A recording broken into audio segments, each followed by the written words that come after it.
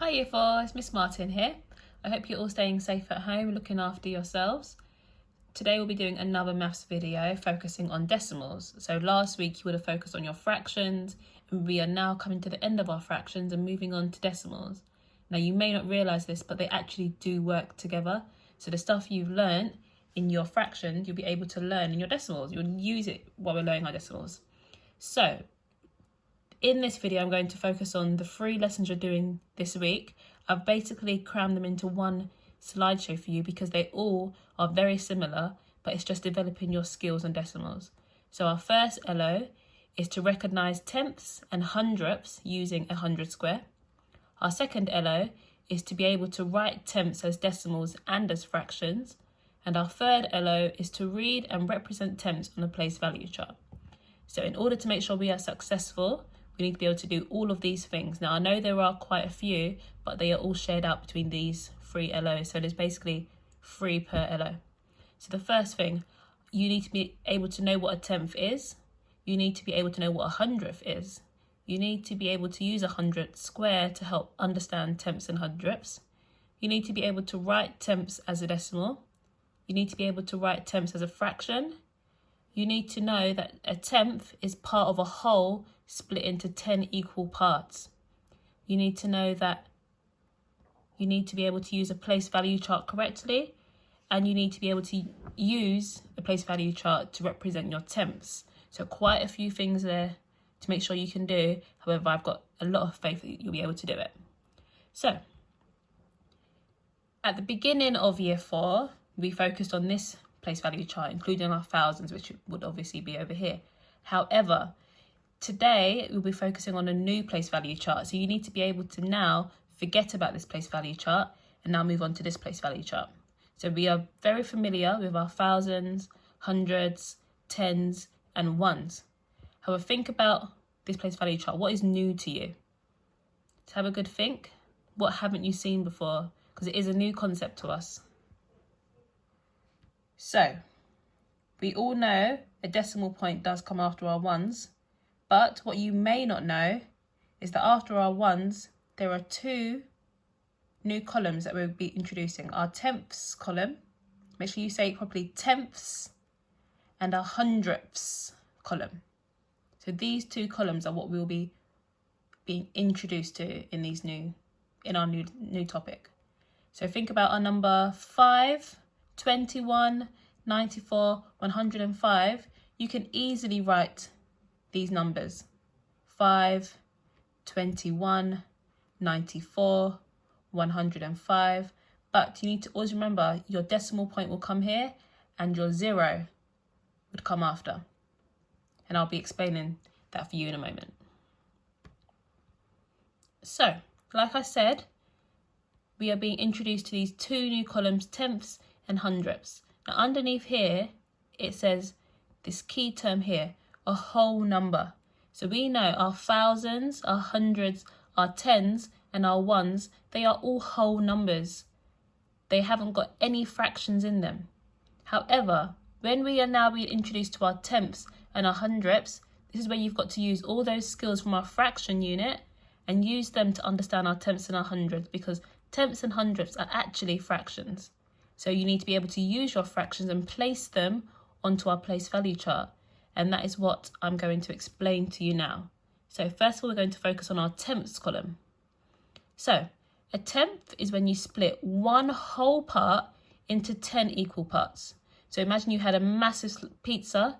You're going to share that between 10 people. So you need to cut that pizza into 10 equal parts. No one wants to get more, to make sure they're equal. Now, here's an example. So I've got my pizza of 10 parts. One of those parts is what we call 1/10. Say that out loud for me. One of those parts is what we call 1/10. Now I want you to have a go on some paper if you've got some there. Can you try and draw your own version of 1/10? You can draw it as a circle, you could draw it as a square, as a rectangle, but try and draw 1/10 just so you can really visualize what 1/10 looks like. So have a go doing that.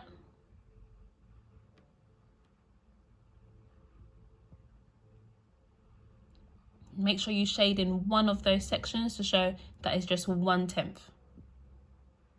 So So just to clarify, when one whole circle is split into 10 equal parts, that is what we call 1/10. Now, using that skill on our place value chart. So on a place value chart, we know our ones are a whole number. So looking at our 1/10, we haven't got any whole numbers. We've only got one whole, and that's been cut into sections. And if it's cut into sections, that's not a whole number, it's now a fraction. So it means in my ones column, get a pen, I'm going to have no ones, because my ones has been cut. So it means I've not got a whole number. However, looking at my tenths, I know I can see I've got one shaded in. So 1/10 would go under this column. So that is how you would show 1/10 in a place value chart. 0 ones, because I've got no whole numbers, but I do have 1/10 on my place value chart.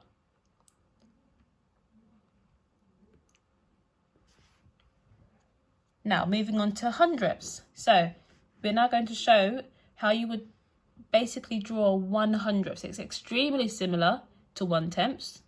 So although it's a larger number, don't let that scare you. So 100th is when we split one whole into 100 equal parts. Now you should be very much aware of what this looks like. Who can tell me what this is? Correct, it's 100 squares. So we use 100 squares a lot in maths, and it will definitely help you now to show what your hundredths are.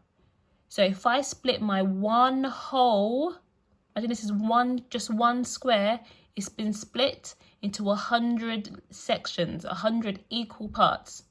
Just one of those parts is called 1/100th. 1/100th. And we'll use this 100 square to visualize what 1/100th would look like. So let me write that here so you can see what 1/100th looks like. So a 1 over 100.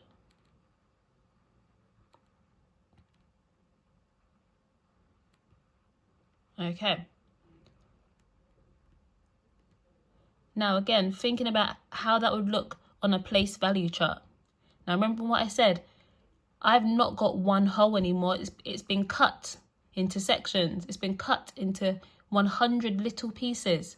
So I now have got no ones. I also haven't got 1/10. 1/10 would be this section, because 100 divided by 10 is, that's not a very good straight line, 10. So this section here is 1/10. So in my tenths column, I'm again going to write a 0. However, in my hundredths column, I know I've been split into 100, I do have one of those little hundredths. So I'm going to put a 1 in that column.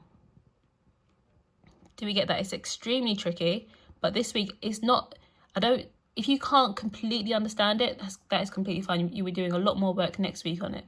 But I just want you to be able to really visualize what a 100th looks like and what a 10th looks like. And trying your best to understand what they would look like as decimals and as fractions. So 1/100th, there's no ones, there's no tenths, but there is 1/100th. 1/10th, there are no ones, but there is 1/10th. My whole has been split into 10, and I've got one of those tenths, and my 1 has been put in my tenths column. Now, just remember, one last warning. Just remember, your tenths are when you split a whole 1 into 10 equal parts, while your hundredths are when you split a whole 1 into 100 equal parts, just like here. A bit bigger for you. My tenth here, the exact same square, my tenth has been split into 10 parts, 1, 2, 3, 4, 5, 6, 7, 8, 9, 10, while my hundredth has been split into 100 equal parts. Okay, and here is another example just showing you the difference between tenths and hundredths. Just remember, your hundredths are a lot smaller than your tenths. So imagine splitting, this is a chocolate bar and the exact same chocolate bar. This chocolate bar is being split between 10 people. This chocolate bar is being split between 100 people.